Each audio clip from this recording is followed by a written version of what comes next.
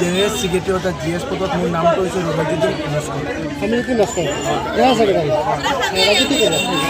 মই সকলো ক'ব বিচাৰিম যে আপোনালোকে এতিয়া আপোনালোকৰ ল'ৰা ছোৱালীক আমাৰ হাজিৰা ছোৱালী কলেজত দিয়ক। যিমানবোৰ সপোন আপোনালোকে দেখিছে এতিয়া এই সপোনবোৰ আমি বাস্তৱায়িত কৰিম। আমি কলেজখন এতিয়া কলেজখনৰ এটা নতুন এটা ইতিহাস লিখিব। মোৰ এটা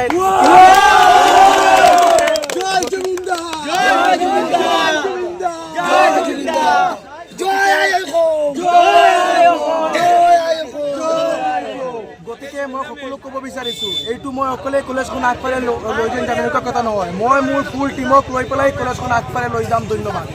লাগিব যে আমাৰ গোটেই অসমৰ লগতে হোজাই জিলাৰ এখন আগশাৰীৰ মুখ্যালয় আজি আনফৰালি মহাবিদ্যালয়ৰ ছাত্ৰ একতা সভাৰ সাধাৰণ নিৰ্বাচনত প্ৰায় গোটেই ছাত্ৰ একতা সভাৰ প্ৰায় বেছিভাগ পোষ্টতে আমাৰ অসম ছাত্ৰ পৰিষদৰ সমৰ্থিত প্ৰাৰ্থীয়ে জয়লাভ কৰিছে। আমাৰ লগত আমাৰ সাধাৰণ সম্পাদক অৰ্থাৎ GS পদৰ প্ৰাৰ্থী জয়লাভ কৰিছে। উপসভাপতি পদতো আমাৰ প্ৰাৰ্থীয়ে জয়লাভ কৰিছে। সহকাৰী সাধাৰণ সম্পাদক পদত, কালচাৰেল ছেক্ৰেটাৰী পদত, গেমছ এণ্ড স্পৰ্টছ ছেক্ৰেটাৰী পদত আমাৰ অসম ছাত্ৰ পৰিষদৰ সমৰ্থিত প্ৰাৰ্থীয়ে জয়লাভ কৰিছে। আৰু আজি আপোনালোকে যদি দেখা পায় এই মাহতে অসমৰ প্ৰায়খিনি মহাবিদ্যালয়ত নিৰ্বাচন হৈছে আৰু প্ৰায়খিনি মহাবিদ্যালয়তে গুৱাহাটী কমাৰ্চ কলেজৰ পৰা আৰম্ভ কৰি দুবছৰ শদিয়ালৈকে অসম ছাত্ৰ পৰিষদৰ সমৰ্থিত প্ৰাৰ্থীয়ে প্ৰতিখন কলেজতে প্ৰায় গুৰুত্বপূৰ্ণ আটাইকেইটা পদতে জয়লাভ কৰি আহিছে। গতিকে ই এটা সুবাৰ্তা ক'ব লাগিব। ছাত্ৰ সমাজ জাগিছে, জাতীয়তাবাদৰ পক্ষত মানুহে ভোট দিছে।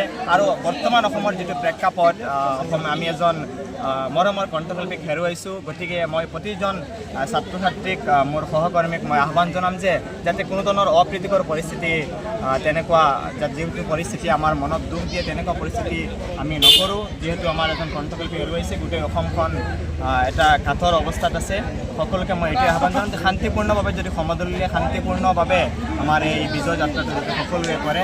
সকলোকে ধন্যবাদ জনাইছোঁ। মহাবিদ্যালয়ৰ প্ৰতিজন ছাত্ৰ ছাত্ৰী, প্ৰতিগৰাকী শিক্ষক শিক্ষয়িত্ৰীৰ সহযোগিতা কামনা কৰিছোঁ। এই যাত্ৰা যাতে অব্যাহত থাকে, সকলোকে লগত লৈ আশা কৰোঁ আমাৰ এই নৱগঠিত যিটো বডি আছে এই বডিটোৱে কাম কৰিব।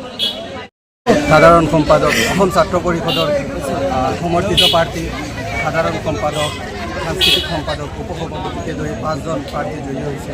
গতিকে আমি চব বহুতো আনন্দিত।